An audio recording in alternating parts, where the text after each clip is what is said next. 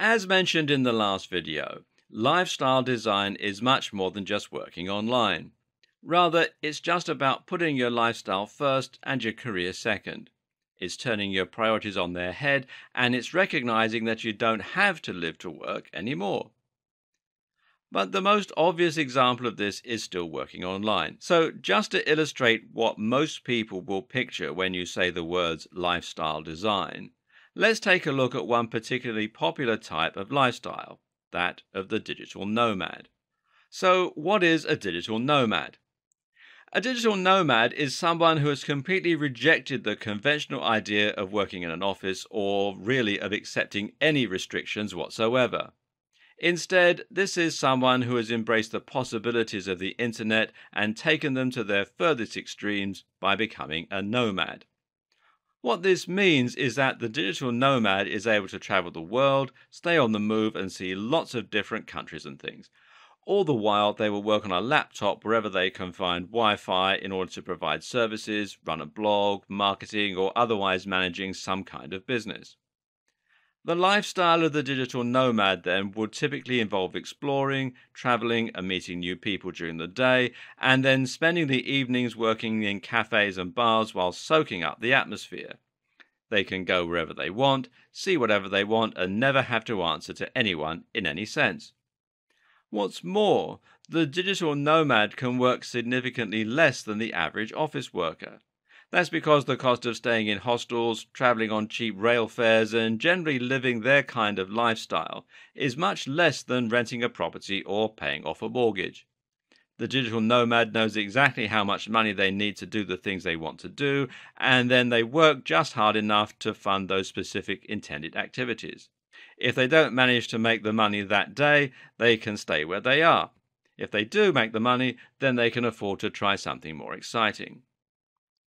The digital nomad lifestyle is one that will be incredibly appealing to the right kind of person. If you're someone who wants to see the world, if you value your freedom and experiences above all else, and if you're able to forego your creature comforts, then you'll get a real joy out of being able to see the world on your own time and live the life you want. But it's certainly not for everyone. If you're somebody who likes to relax in a nice warm bath while drinking tea, then you might struggle with constantly moving from one hostel to another. Likewise, you might want to start a family, or you may love the idea of buying a home and making it exactly the way you've always dreamed it would be. But this is the whole point of lifestyle design. You are designing your lifestyle using the freedom that modern tools give you, and that can mean whatever you want it to mean. I personally work from home because I love the freedom. I don't actually work out of a home office though, as I find that claustrophobic. Instead, I work in coffee shops where I can soak up the atmosphere, chat to people, and watch the world go by outside. I meet friends for lunch often, and I come home early to work out. What's more, I'm constantly traveling. Now, I don't like the idea of being constantly away, and so I like to take lots of shorter trips instead of being constantly away for one long trip. There's nothing stopping me from being able to visit somewhere new for a long weekend, taking my laptop and working out there for Friday and Monday. I don't have to take time off. I don't have to ask anyone's permission. Being UK-based, this year I've been to Dortmund in Germany, Cornwall, that's in the west of England, repeatedly, the Forest of Dean in Wales, Salou in Spain, Mauritius, the Rhine Falls in Switzerland, Radzifel in Germany, Lisbon in Portugal. In a week's time, I'm going to stay in a log cabin for a week with my wife, and I'm still going through the process of buying a house. As I said earlier, I meet friends regularly for lunch, I take days off to pursue things I want to pursue, and I'm building a business and a brand that I'm really proud of. This is a lifestyle that anyone can have now, if they so choose. So why limit yourself to just one holiday a year? Why spend your life looking forward to the freedom you'll get from retirement rather than letting yourself experience life right now? But what if you don't want to give up the day job?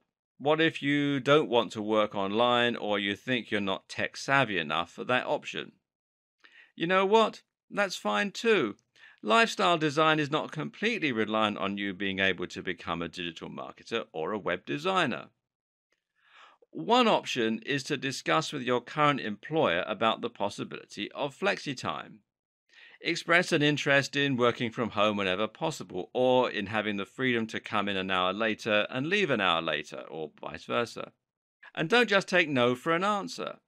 Explain how you can be more productive and demand to know why your boss is saying no, if indeed they are. At the very least, try to overcome the notion that a good employee should be willing to stay until 7 p.m. to finish their work. If it gets to the end of the day and you haven't finished yet, leave.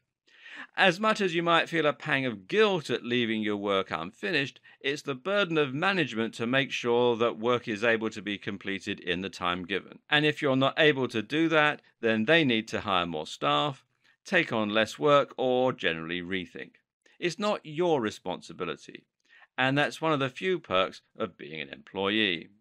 Better yet, though, is just to change your job altogether, but now to think of your work in an entirely different way. Instead of finding a job that will pay the most and potentially also involve taking on a lot of responsibility that you don't enjoy, instead think about what you want out of life and what kind of job will be best suited to giving you that.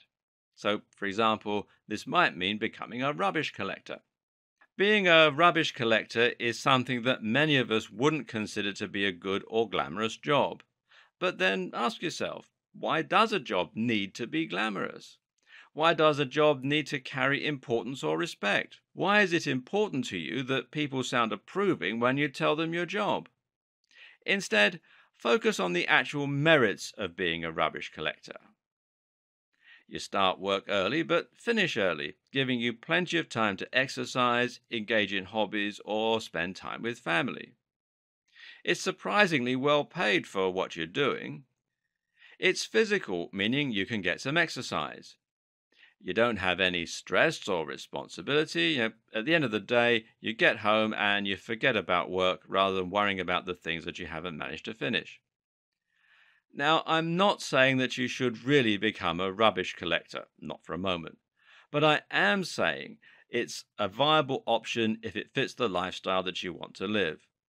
And it's a good example of why you should consider jobs that you might traditionally have rejected in the past.